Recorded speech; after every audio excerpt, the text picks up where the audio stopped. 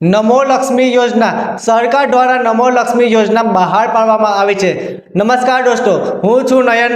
આજે આ વિડીયોમાં વાત કરીશું નમો લક્ષ્મી યોજના। આ યોજના ધોરણ 9 થી 12 સુધીના વિદ્યાર્થીઓની માટે આ યોજના બહાર પાડવામાં આવી છે। આ યોજનામાં ટોટલ 50,000 રૂપિયા આપવામાં આવે છે, પરંતુ એ કઈ રીતે અને શું ક્રાઇટેરિયા છે આગળ આપણે વિડીયોમાં જોઈશું, તો વિડીયોમાં બના રહેજો। ચાલો હવે જોઈએ નમો લક્ષ્મી યોજનામાં શું શું ક્રાઇટેરિયા છે અને આ ફોર્મ કોણ ભરી શકે છે। ધોરણ 9 થી 12 સુધીના અભ્યાસ કરતી વિદ્યાર્થીઓ તમામ વિદ્યાર્થીઓ આ ફોર્મ ભરી શકે છે। આ સહાયમાં ટોટલ 50,000 રૂપિયા આપવામાં આવે છે। ચાલો હવે જોઈએ આ યોજનામાં શું શું ક્રાઇટેરિયા છે। આ યોજનામાં સરકારી સ્કૂલ તથા પ્રાઇવેટ સ્કૂલ અને CBSE બોર્ડના પણ વિદ્યાર્થીઓ ભાગ લઈ શકે છે।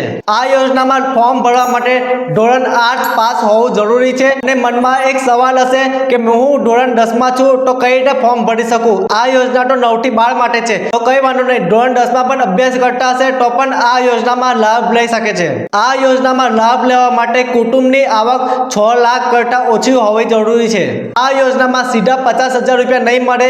આ યોજનામાં હપ્તા વાઇઝ પૈસા મળે છે। દરેક વર્ષમાં હપ્તા વાઇઝ તમને પૈસા મળશે। જેમ કે 9મા ધોરણમાં તમે આવ્યા છો તો 9મા ધોરણમાં 10,000 રૂપિયા, 10મા ધોરણમાં આવ્યા તો 10મા ધોરણમાં 10,000 રૂપિયા, 11મા ધોરણમાં આવ્યા તો 11 ધોરણમાં 15,000 રૂપિયા, 12મા ધોરણમાં આવ્યા તો 12મા ધોરણમાં પણ 15,000 રૂપિયા આપવામાં આવશે।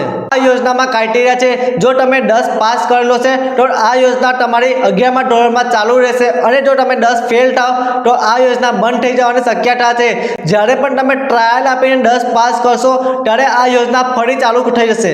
સેમ એ જ રીતે તમે 12મા ધોરણમાં એક્ઝામ આપી રહ્યા છો અને 12મા ધોરણની એક્ઝામ પાસ કરી છે તો તમને પૂરા પૈસા મળશે, અને તમે 12મા ધોરણની એક્ઝામમાં નપાસ થયા છો તો તમારા માટે આ યોજનામાં લાભ નહીં લઈ શકો, પરંતુ તમે ટ્રાયલ કરીને પાસ થઈ ગયા છો તો આ યોજનામાં જે પણ પૈસા તમારા બાકી હશે, જે પણ હપ્તા બાકી હશે એ મળવા પાત્ર રહેશે। આ યોજના ટૂંક સમયમાં ચાલુ થશે। આ યોજનાના ફોર્મ ભરવા પણ ટૂંક સમયમાં ચાલુ રહેશે। તમારે રેડી રાખવાના ડોક્યુમેન્ટ સ્કૂલનું સર્ટિફિકેટ, આવકનો દાખલો અને તમારું રેશન કાર્ડ અને આધાર કાર્ડ, આટલા ડોક્યુમેન્ટ રાખવું જરૂરી છે।